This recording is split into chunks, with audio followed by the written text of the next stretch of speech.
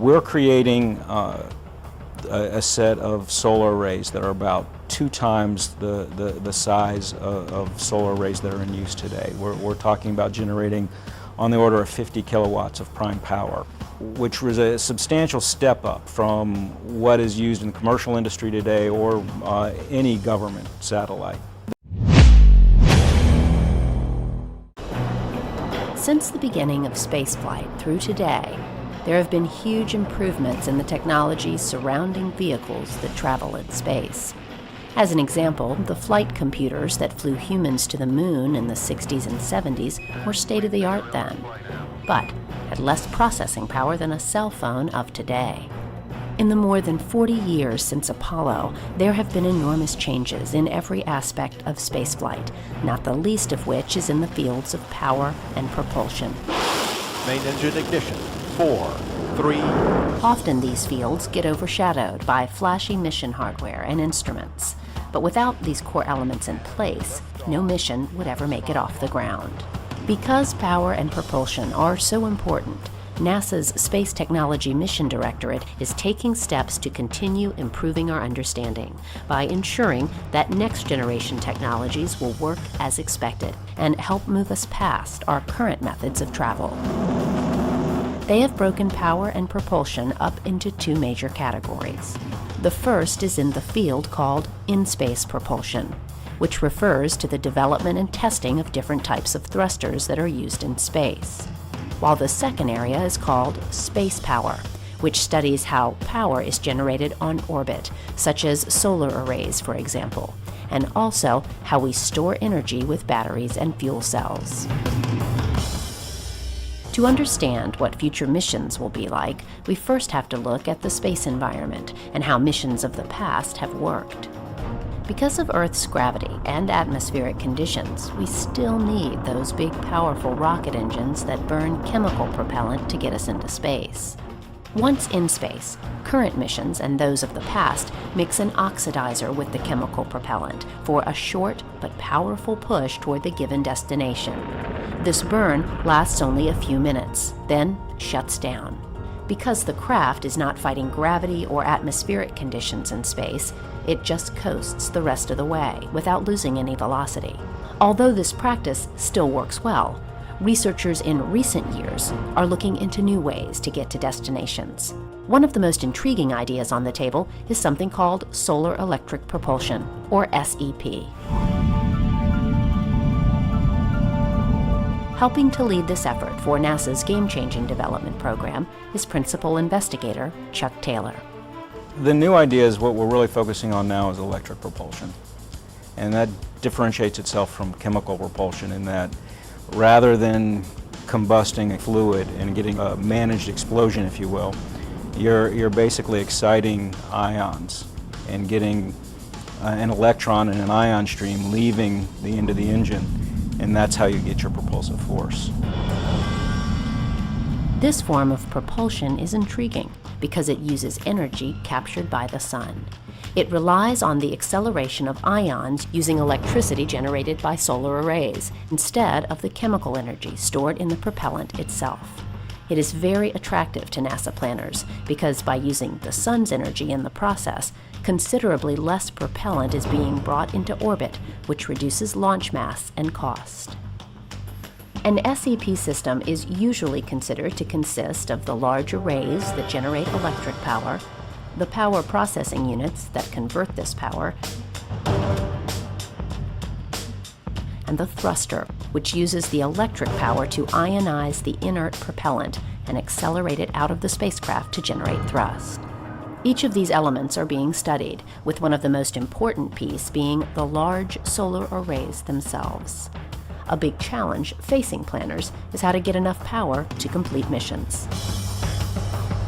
We're creating a set of solar arrays that are about 2 times the size of solar arrays that are in use today. We're talking about generating on the order of 50 kilowatts of prime power, which was a substantial step up from what is used in the commercial industry today or any government satellite. The biggest hurdle we have to overcome is the mass of those arrays and the stowage volume of those arrays. If you think about it, the space station has arrays that are a rough equivalent of what we're trying to produce, but it took upwards of 10 shuttle missions to get those arrays on orbit, and we had to have astronauts actually go out and put them together and assemble them. We're trying to make arrays with just as much prime power, but be able to be stowed on one rocket launch and have them deployed autonomously. Because these new arrays are so large and so unique, testing them will take a very special facility.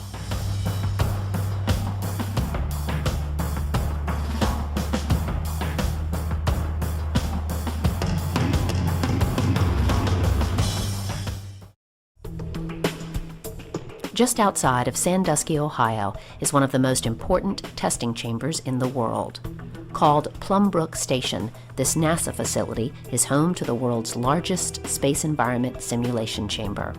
At just over 100 feet wide and 122 feet tall, it is possible for researchers to perform full-scale tests of spaceflight systems in a vacuum and temperature environment ranging from low Earth orbit to deep space and planetary surface conditions. You may have seen this facility before if you saw the first Avengers film. But the real-world applications that NASA is developing here have the potential to be more revolutionary for future space missions than anything Hollywood could think up. NASA's Carolyn Mercer walks us through the facility to explain how next-gen solar arrays will be tested. This is the Space Power Facility at NASA's Plum Brook Station.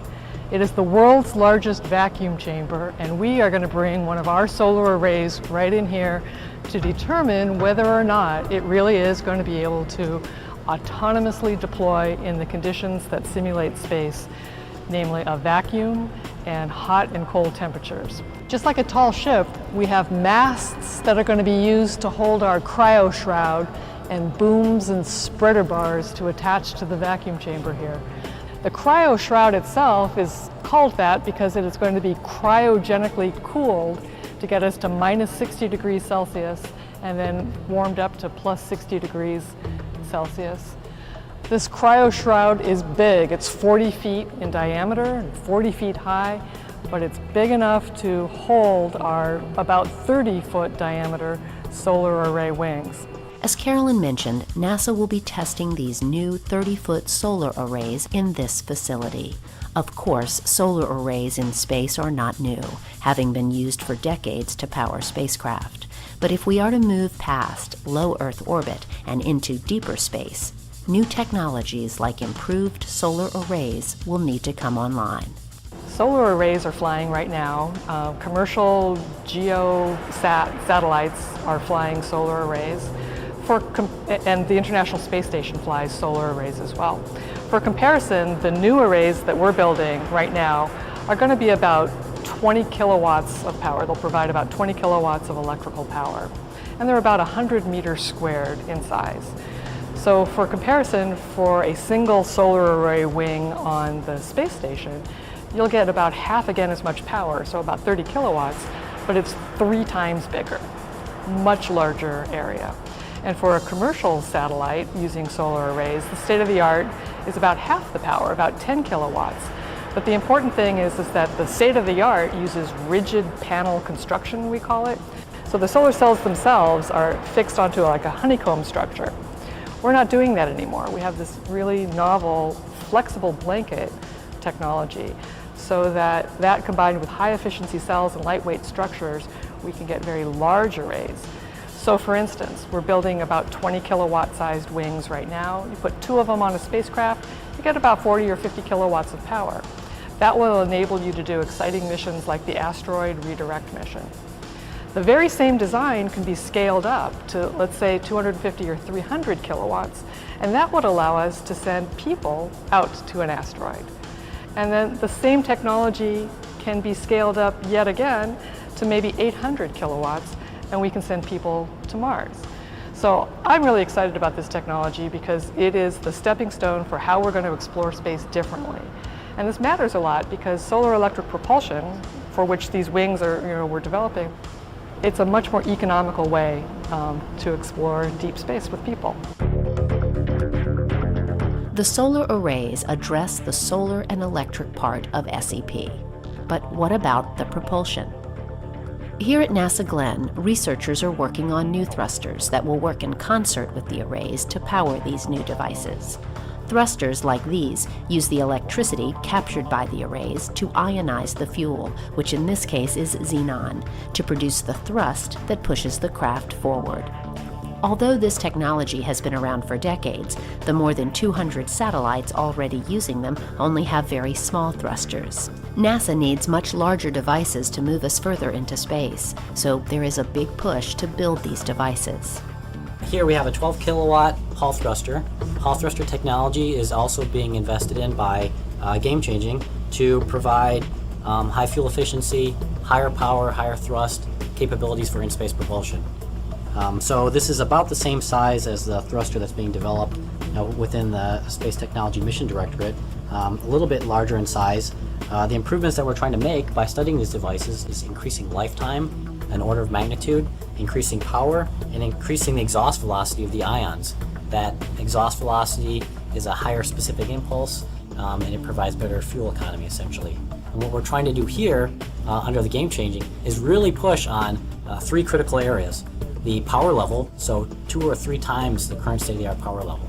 Higher exhaust velocity, 50% higher exhaust velocity results in higher fuel efficiency. And 3 or 4x the operational lifetime. So geostationary ComSats, they have lifetimes for the spacecraft on the order of 10 to 15 years. And that results in a 10,000 hour or so lifetime requirement for station keeping for the thruster. What we're talking about is a thruster that can last 40 or 50,000 hours of operation, so multiple years of operation. But the thrust is tiny on these types of craft, about the equivalent of the weight of a coin resting on a table.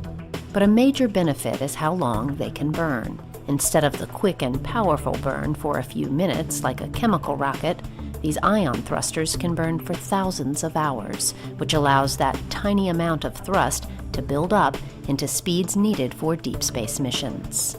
But solar electric propulsion can also be used closer to Earth as well. Researchers believe that solar electric propulsion can be used as a type of space tug that can take satellites launched at low altitudes and bring them to higher altitudes, potentially saving millions of dollars in propellant costs. Many believe that solar electric propulsion may also be a viable way to service satellites and remove dead satellites as well.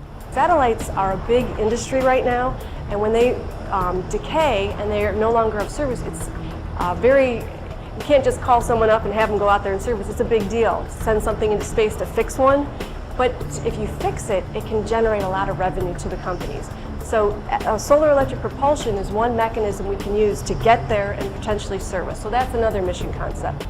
But it also can get rid of the broken down satellites that are cluttering up our orbits, what we call our space debris problem. So there are a multitude of commercial applications in and around Earth for solar electric propulsion. As SEP technology gets larger and larger, researchers also see a need for thrusters to get even smaller. With that thought, NASA researchers have been working on thrusters generically called microthrusters that can make small but precise maneuvers. We're working with microelectric spray thrusters. Those are basically the size of a sugar cube. And rather than working, trying to push very large spacecraft, asteroids around, we're talking about trying to do a couple things. Provide main propulsion for CubeSats, the very small satellites that are now going into use for university research. Other government agencies are using them for various purposes. And to date, they've been launched without propulsion. So we're creating thrusters that actually use very little power and can be used to both provide prime power for those spacecraft, but also attitude control so that you can reposition and point the satellite the way you want to when you have a sensor looking at Earth. These sensors are also so precise they can be used to point telescopes like the Hubble or the James Webb in the future. And by using these types of thrusters instead of our normal way of positioning these systems, we're hoping to greatly reduce the mass of those satellites. Our hope is that in the end, these systems are very, very scalable. I always use the analogy of the plasma screen TV. Rather than having one sugar cube with a very minute amount of thrust in it, I can string an entire flat panel together with many, many sugar cubes and reach a thrust potential close to the types of systems we're building for that asteroid retrieval mission.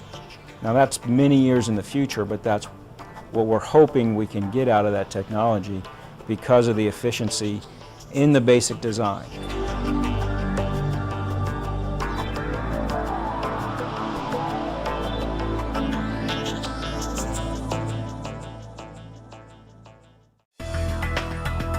So far, we've seen really innovative designs for spacecraft solar arrays and thrusters.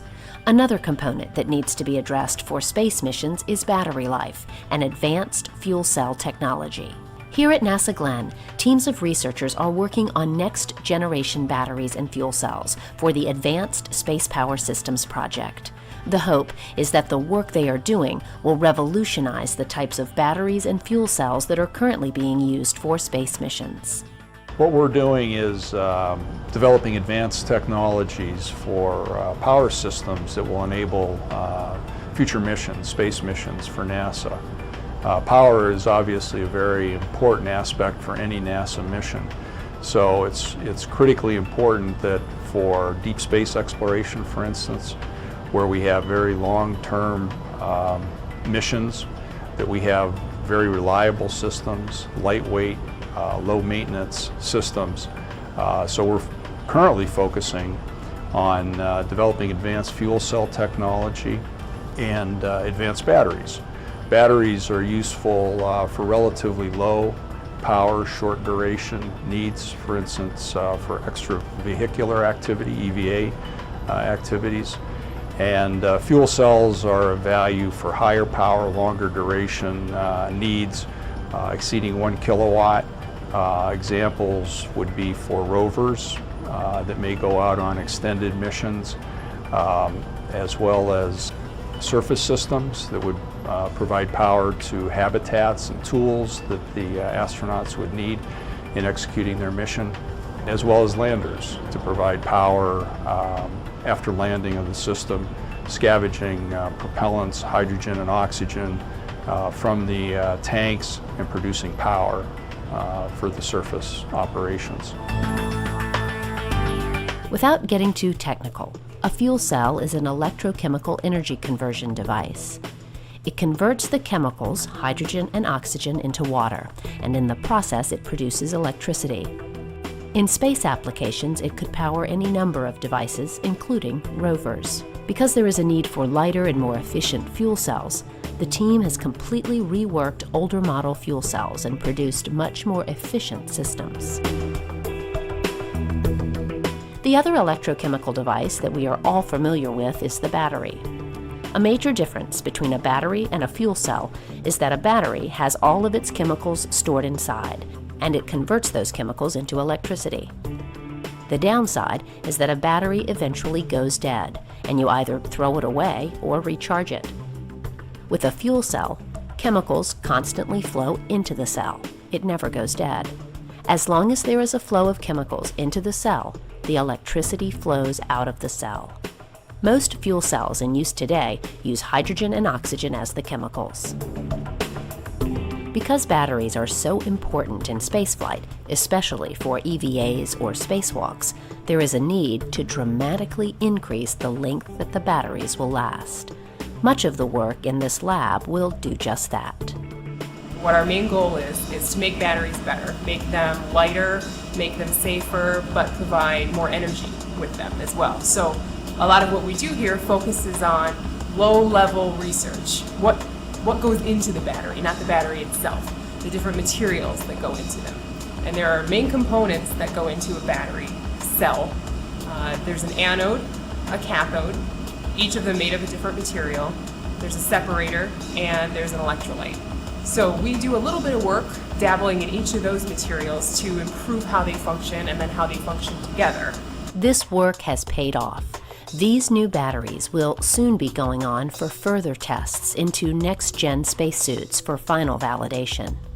And because NASA is owned by the American public, much of the technology being developed today for spaceflight may soon be showing up in devices back here on Earth.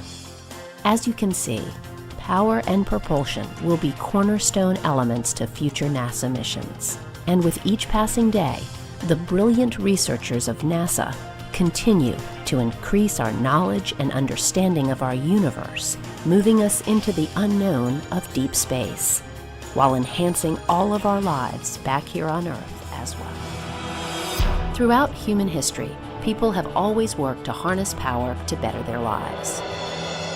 Early on, our forebears developed rudimentary machines driven by wind, animals, and water to run these devices. These machines were state-of-the-art for their time, but as with all things, new ideas began taking shape that changed the landscape of how power was developed.